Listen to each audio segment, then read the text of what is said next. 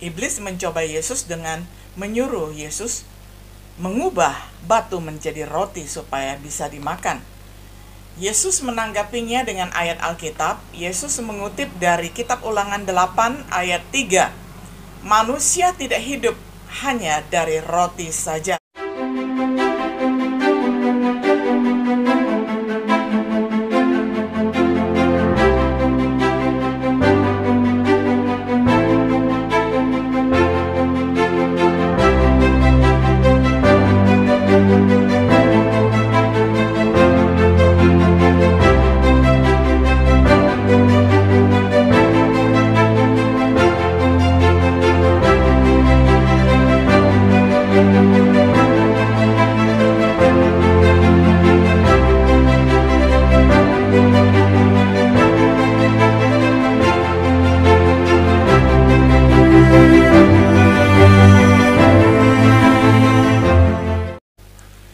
Shalom, sahabat setia yang dikasih oleh Tuhan. Senang sekali kita dapat berjumpa kembali di dalam acara Renungan Sahabat Setia. Pada saat ini kita akan merenungkan episode yang ke-9 dari serial Kitab Matius dengan tema Yesus dicobai di padang gurun. Saya akan membacakan firman Tuhan untuk kita semua dari Matius 4 ayat 1 hingga 11. Maka Yesus dibawa oleh Roh ke padang gurun untuk dicobai iblis. Dan setelah berpuasa 40 hari dan 40 malam, akhirnya laparlah Yesus. Lalu datanglah si pencoba itu dan berkata kepadanya, "Jika engkau anak Allah, perintahkanlah supaya batu-batu ini menjadi roti." Tetapi Yesus menjawab, "Ada tertulis, manusia bukan hidup dari roti saja, tetapi dari setiap firman yang keluar dari mulut Allah." Kemudian iblis membawanya ke kota suci dan menempatkan dia di bubungan bait Allah. Lalu berkata kepadanya, "Jika engkau anak Allah, jatuhkanlah dirimu ke bawah, sebab ada tertulis mengenai engkau, ia akan memerintahkan malaikat-malaikatnya dan mereka akan menatang engkau di atas tangannya, supaya kakimu jangan terantuk kepada batu." Yesus berkata kepadanya, "Ada tertulis, janganlah engkau mencobai Tuhan Allahmu." Dan iblis membawanya pula ke atas gunung yang sangat tinggi dan memperlihatkan kepadanya semua kerajaan dunia dengan kemegahannya. Dan berkata kepadanya, "Semua itu akan kuberikan kepadamu jika engkau sujud menyembah aku." Maka berkatalah Yesus kepadanya, "Enyalah iblis, sebab ada tertulis, engkau harus menyembah Tuhan Allahmu, dan hanya kepada Dia sajalah engkau berbakti." Lalu iblis meninggalkan dia dan lihatlah, malaikat-malaikat datang melayani Yesus. Sampai sedemikian jauh pembacaan firman Tuhan dari Matius 4 ayat 1 hingga ayatnya yang ke-11. Sahabat setia yang dikasih oleh Tuhan, salah satu berkat memiliki Yesus sebagai juru selamat kita adalah kemampuannya untuk menghibur dan membantu mereka yang dicobai iblis. Ini karena dia juga telah dicobai. Dia dapat bersimpati dan bisa memberikan belas kasihan dan rahmat untuk membantu saat dibutuhkan. Salah satu periode percobaan terbesarnya adalah di awal pelayanan publiknya, segera setelah dibaptisnya oleh Yohanes Pembaptis, tepat sebelum memulai pelayanan khotbahnya Yesus. Mempelajari pencobaan Yesus dapat bermanfaat bagi beberapa orang dengan alasan. Pertama, hal itu mengingatkan kita bahwa Yesus dapat memahami pencobaan kita sendiri. Yang kedua, hal itu mengungkapkan bagaimana kita bisa lebih berhasil dalam mengatasi pencobaan. Dengan mengingat hal itu dan menggunakan Matius 4 ayat 1 hingga 11 sebagai dasar teks kita, mari kita mulai dengan perenungan yang pertama. Penyelidikan mengenai pencobaan Yesus. Yang pertama adalah pengaturan pencobaan. Kita melihat Yesus dibawa oleh Roh ke padang gurun.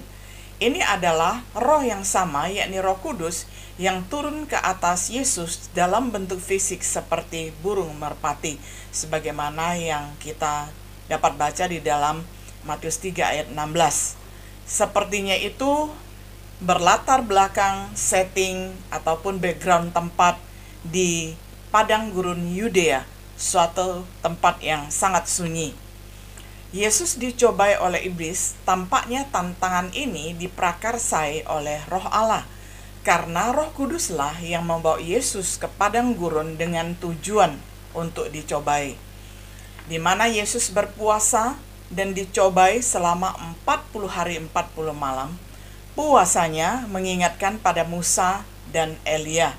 Bisa kita cek di dalam Keluaran 34 ayat 28 dan 1 Raja-Raja 19 ayat 8. Lukas mengungkapkan bahwa pencobaan terjadi selama 40 hari, sama seperti Matius.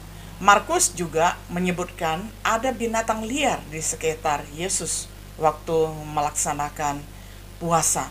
Jadi setelah 40 hari pencobaan, kita menemukan iblis mendekati Yesus untuk klimaks ataupun suatu puncak yang melibatkan 3 pencobaan khusus. Klimaks dari pencobaan itu yang pertama adalah pencobaan iblis di dalam zona keinginan daging. Setelah berpuasa selama 40 hari, secara alamiah Alkitab mengatakan, maka laparlah Yesus. Jadi iblis datang menantang identitas Yesus, dan iblis menyuruhkan kepadanya kelaparan daging itu sebenarnya bisa diatasi dengan batu. Maka dia berkata, perintahkanlah agar batu-batu ini menjadi roti. Ya, ini adalah pencobaan pertama di dalam zona kedagingan. Karena mengatasi lapar, iblis mencoba Yesus dengan menyuruh Yesus mengubah batu menjadi roti supaya bisa dimakan. Yesus menanggapinya dengan ayat Alkitab. Yesus mengutip dari kitab Ulangan 8 ayat 3. Manusia tidak hidup hanya dari roti saja. Jadi hidup kita ini lebih daripada sekedar memenuhi rasa lapar di perut. Tetapi selain fisik, kita juga membutuhkan firman Tuhan yang hidup. Jadi bukan hanya memperhatikan kebutuhan fisik saja, tetapi kebutuhan rohani kita. Adakah setiap hari kita memberi makanan rohani kepada jiwa kita, tubuh rohani kita? Tubuh rohani kita sama seperti tubuh fisik kita membutuhkan makanan dan minuman, dan itu adalah firman Tuhan. Pencobaan yang kedua, iblis menawarkan keangkuhan hidup. Sekali lagi, ini menantang identitas Yesus. Iblis menempatkan Yesus di puncak bait suci dan menyuruhnya untuk menjatuhkan diri.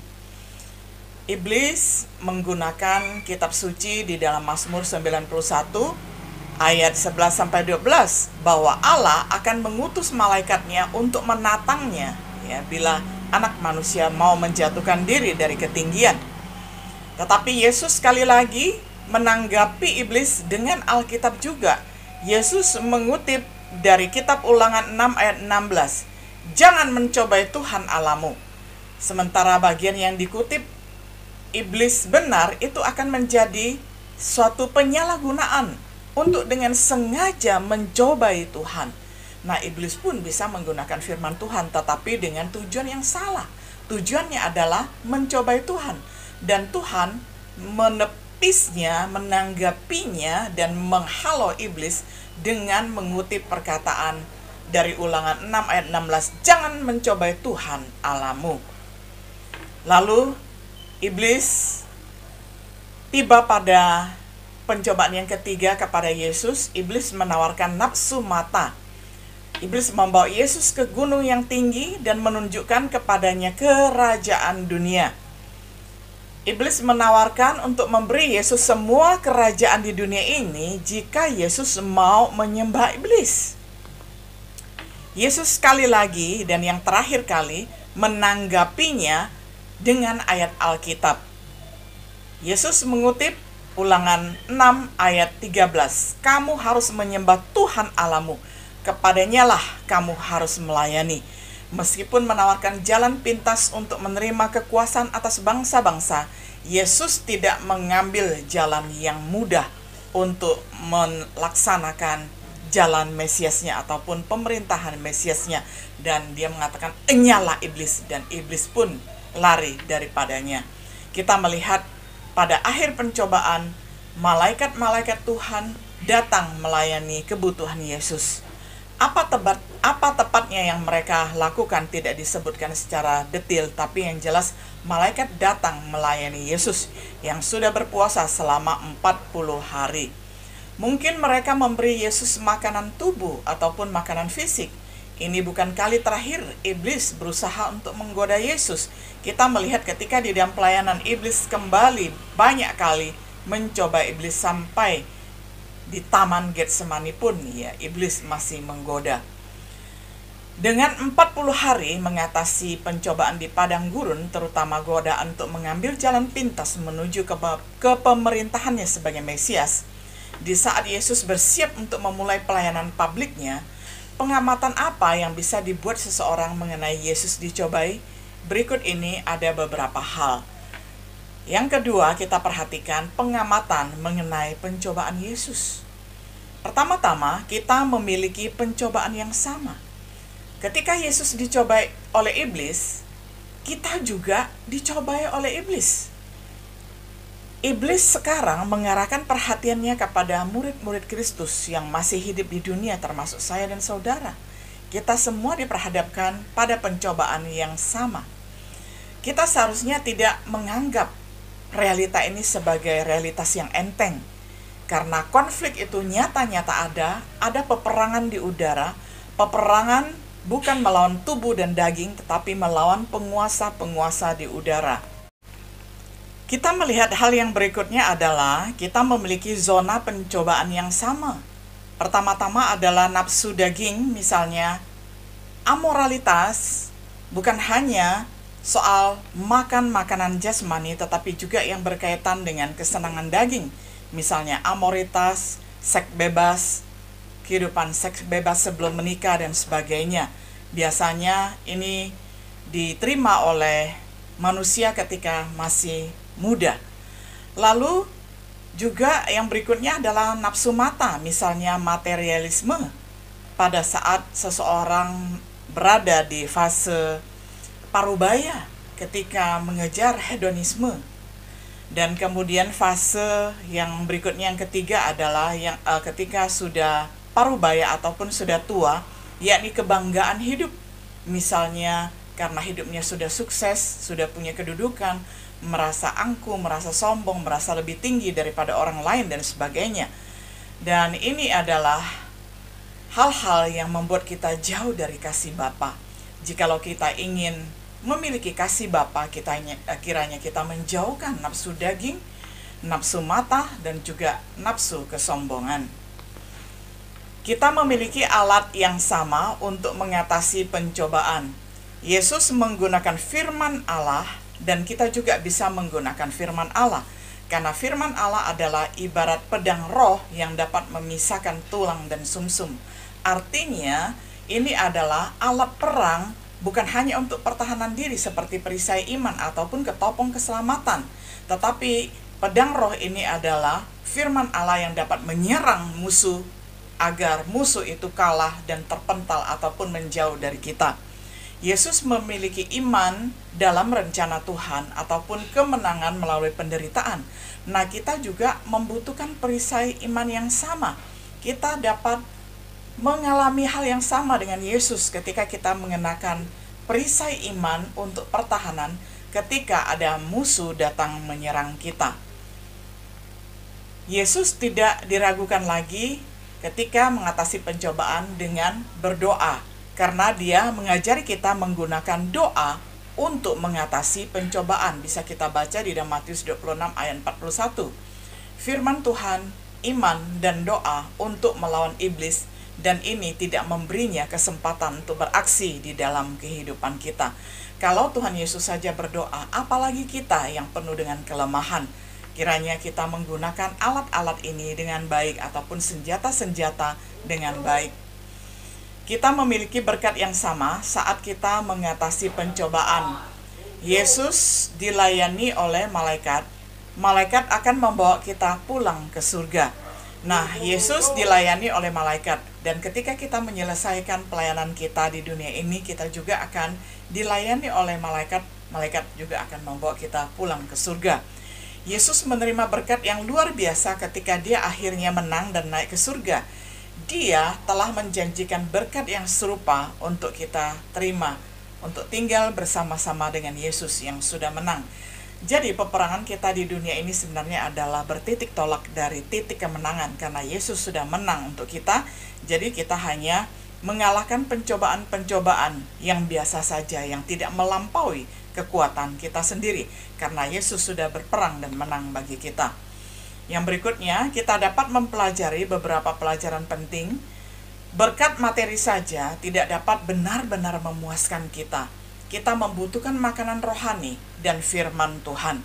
Sementara kita harus percaya kepada Tuhan, kita seharusnya tidak bodoh mencobai Tuhan.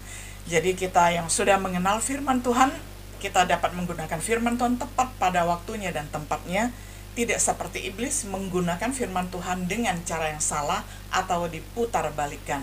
Marilah kita menggunakan firman Tuhan sebagai senjata kebenaran, bukan senjata kelaliman.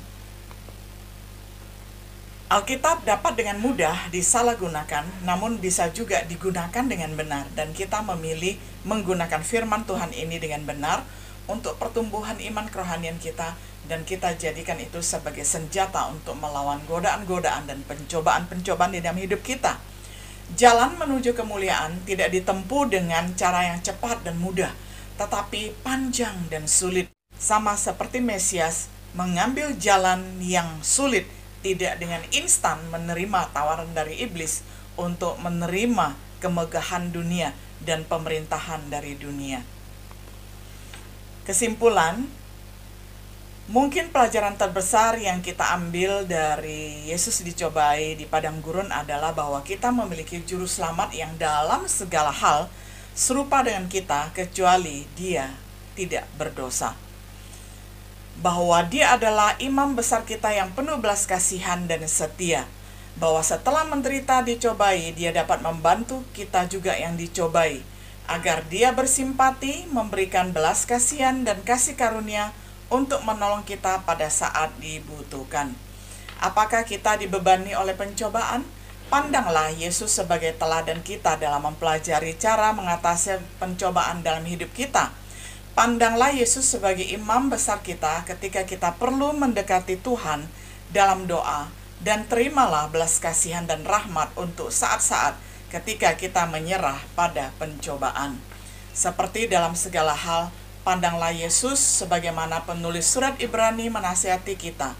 Marilah kita melakukannya dengan mata yang tertuju kepada Yesus yang memimpin kita dalam iman, yang membawa iman kita itu kepada kesempurnaan, yang dengan mengabaikan kehinaan tekun memikul salib ganti sukacita yang disediakannya bagi dia, yang sekarang duduk di sebelah kanan tahta Allah. Ingatlah selalu akan dia yang tekun menanggung bantahan yang sehebat itu terhadap dirinya dari pihak orang-orang berdosa, supaya jangan kamu menjadi lemah dan putus asa. Ibrani 12 ayat 2-3. Sahabat setia yang dikasih oleh Tuhan, sebagaimana Tuhan Yesus sudah menang mengatasi pencobaan, demikianlah hendaknya kita sebagai murid-murid Tuhan pada hari ini menang di dalam pencobaan kehidupan kita sehari-hari. Saya ingat akan satu perkataan yang pernah disampaikan oleh Bapak Reformator, yakni Martin Luther. Dia pernah mengatakan bahwa pencobaan-pencobaan itu ada di sekitar kita, dan kita tidak dapat berkata kepada pencobaan, sama seperti burung-burung, tidak bisa kita larang untuk terbang di kepala kita, tetapi kita bisa berkata kepada burung yang adalah diibaratkan sebagai pencobaan. Burung tidak bisa kita larang terbang di atas kepala kita, tetapi kita bisa melarang dia untuk bikin sarang di kepala kita. Nah, demikian juga pencobaan. Setiap hari kita ada di tengah-tengah pencobaan, tetapi kita dapat melarang pencobaan itu bersarang di hidup kita, di kepala kita, di hati kita. Dengan demikian, maka sama seperti Yesus telah menang, kita juga mengalami kemenangan. Selamat menjadi pemenang. Shalom.